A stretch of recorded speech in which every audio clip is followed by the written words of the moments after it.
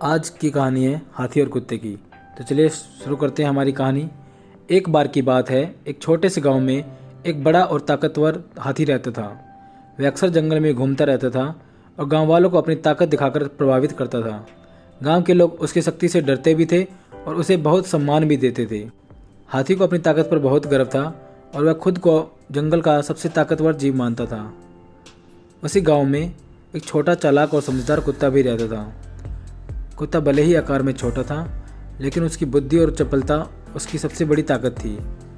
गांव के बच्चे उसे बहुत पसंद करते थे क्योंकि वह हमेशा उनके साथ खेलता और उन्हें खुश करता था।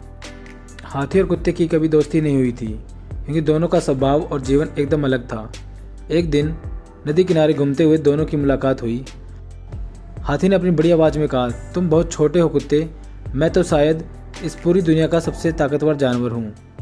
कुत्ते ने मुस्कुराते हुए जवाब दिया, तुम सही कह रहे हो हाथी, तुम बहुत ताकतवर हो, लेकिन मैं भी अपनी समझदारी से बड़ी बड़ी मुश्किलों को हल कर सकता हूँ।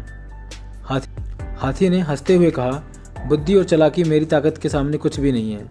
कुत्ते ने सोचा कि हाथी को उसकी गलती का एहसास कराना जरूरी है। उसने हाथी से शर्त लगाई, अगर कभी मेरी बुद्धि तुम्हारी ताकत से ज़्यादा काम आए तो तुम मानोगे कि ताकत से बड़ी चीज़ भी दुनिया में है।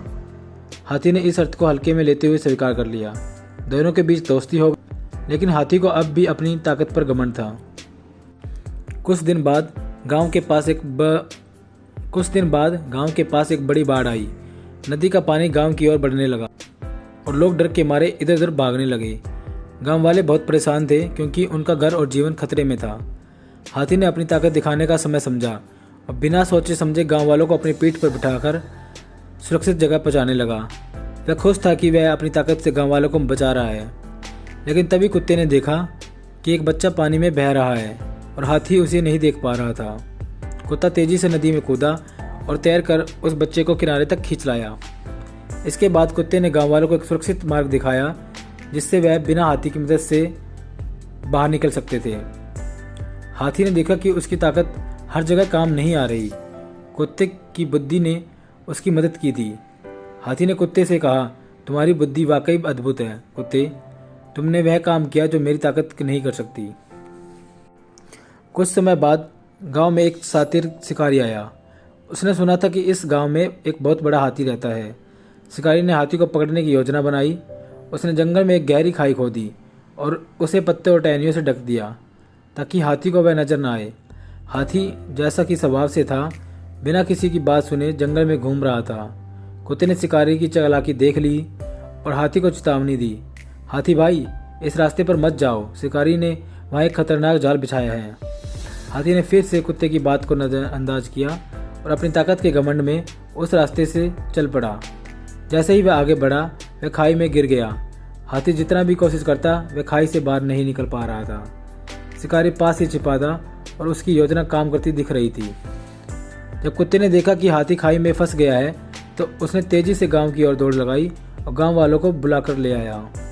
गांव वाले रस्सियां और औजार लेकर आए और कुत्ते की मदद से उन्होंने हाथी को खाई से बाहर निकाला। हाथी अब बहुत शर्मिंदा था।